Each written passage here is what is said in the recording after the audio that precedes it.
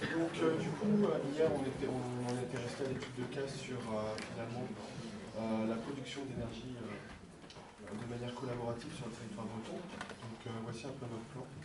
Voilà, donc on verra la présentation, l'état des lieux de l'économie en Bretagne, de la production d'énergie en Bretagne, et le déploiement du projet, et puis une étude pour la communauté de communes de Concarneau. Voilà. Donc on vous présente Ornithorac, l'organisation régionale pour la promotion des nouvelles identités territoriales pour les énergies naturelles et renouvelables. Wow.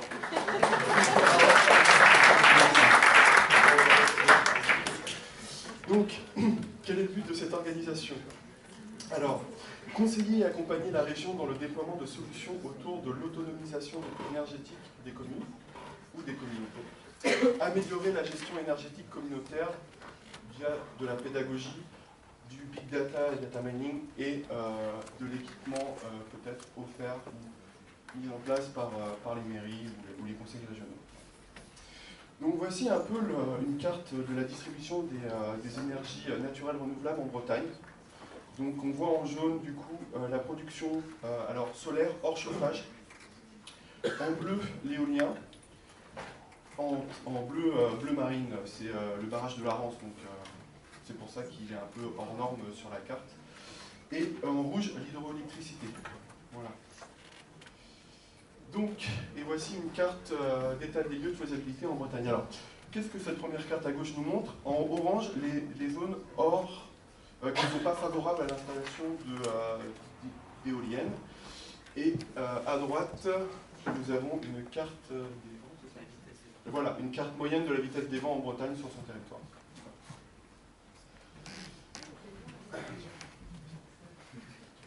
Ok, donc maintenant je vais évoquer l'aspect déploiement du projet, donc la partie accompagnement et co-construction.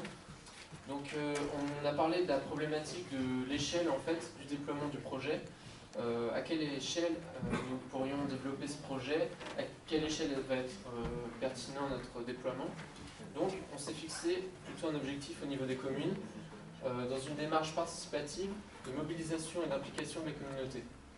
Donc l'objectif, ça va être de créer des groupes de volontaires, donc à la fois des représentants de communes, des habitants et des experts, des personnes compétentes. Pour créer ces groupes, on va s'appuyer sur plusieurs leviers motivationnels. Donc l'objectif étant donc d'une part de réduire les coûts, d'une autre part la volonté d'autonomie des communes, la promotion du développement durable, la valorisation des lieux de vie de la Bretagne. Pour ça, on se basera en partie sur une communication engageante.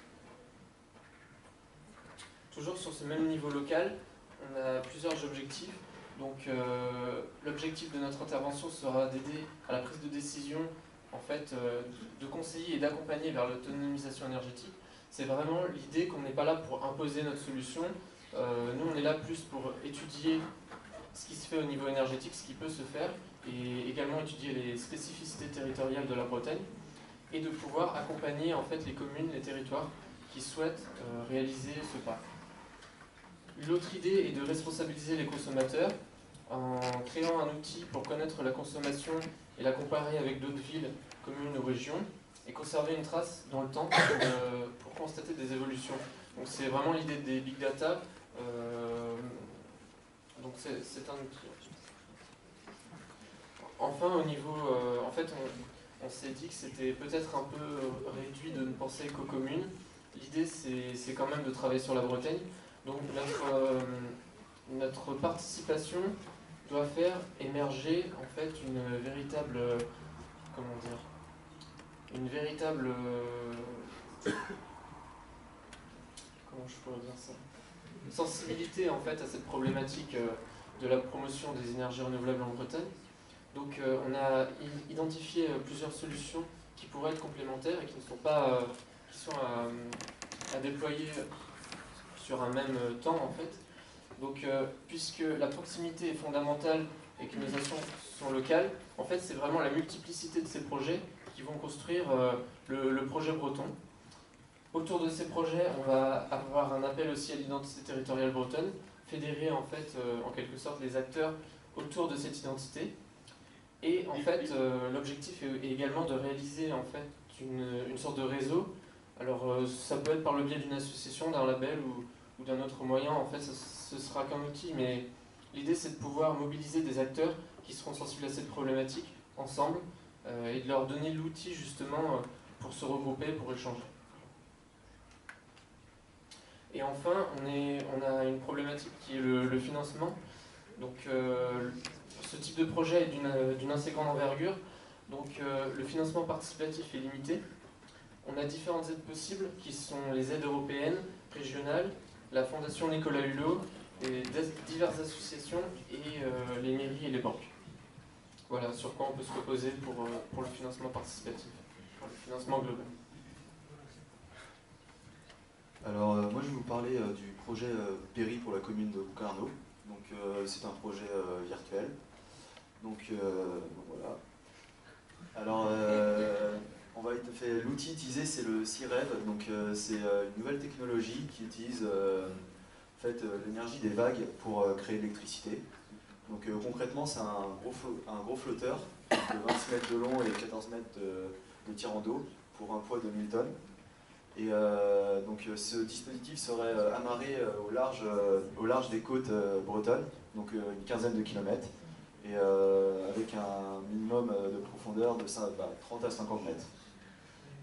Donc voilà un petit schéma illustrant un peu comment il fonctionne. Donc nous voyons qu'il y a une roue à peu près 9 mètres de diamètre qui fonctionne comme un pendule. Et elle entraîne des pistons qui créent de l'électricité, donc là c'est en gros le fonctionnement. Et donc en quelques chiffres, alors on est parti sur l'achat de 5 CIREV, donc c'est pour la somme de 15 millions d'euros, donc c'est pas négligeable. Donc une unité est capable d'alimenter 200 foyers, donc si on fait le calcul, 5 unités ce serait nécessaire pour 1000 foyers donc, pendant 1 an, hors chauffage. Donc les financements, pareil, ce sont des chiffres, on va dire, un peu virtuels, quoi. Donc on part dans l'optique où on a réussi à obtenir une aide européenne de 7 millions d'euros, 500 000 euros de la région et 5 000 euros de la Fondation Nicolas Hulot, plus 20 000 euros de diverses associations. Donc il restera à payer une somme de 7 500 000 euros environ. Et on part dans l'optique, si l'énergie coûte à peu près 15 centimes à produire et on la vendrait à 6 euros à EDF, donc on mettrait à peu près un peu moins d'1 an et demi à être rentable. Et l'avantage c'est que l'énergie des vagues c'est la ressource la plus abondante sur Terre. Donc là on peut voir sur la carte du monde où dans le monde on va dire la houle est la plus forte. Et donc il y a d'autres avantages, donc notamment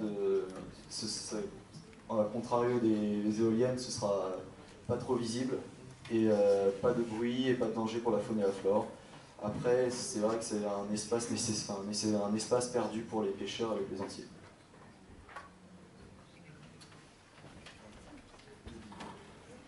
Donc, je vais parler moi de l'optimisation énergétique de la commune.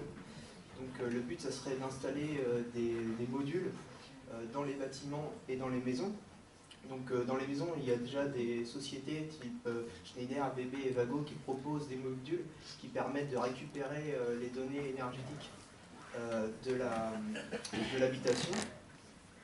Pour les bâtiments, des données, des systèmes style SkySpark ou Intellastar permettent de récupérer ces données et ils ont aussi un enjeu d'optimisation, c'est-à-dire qu'on pourra mettre en place des règles pour pouvoir gérer l'énergie. Donc le but, ça serait de récupérer toutes ces données, de les analyser et en fait, via ces données, d'émettre des choix stratégiques et après de répercuter ces choix à la fois sur les bâtiments et sur les habitations. Donc ça serait dans un objectif d'optimisation et une amélioration continue de la gestion énergétique des bâtiments et des communes.